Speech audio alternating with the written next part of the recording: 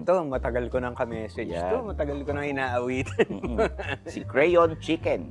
Hello po. Yun. Salamat po sa pag... Chicken head ang Chicken yung character. Tama po. Chicken head po yung mga creations ko po. Ganda, ang galing galing, Salamat galing. po. Paano nag-umpisa tong yung love for designing and Buong konsepto po ng chicken. Mhm. Nabuo po siya nung graffiti. Patawa ba yun? Graffiti days ko po siya nung nabuo siya. Kasi sa graffiti kailangan mo ng tag name. Kailangan mo rin ng parang Identity. character. Minsan letters pero ako mas pinili ko yung character.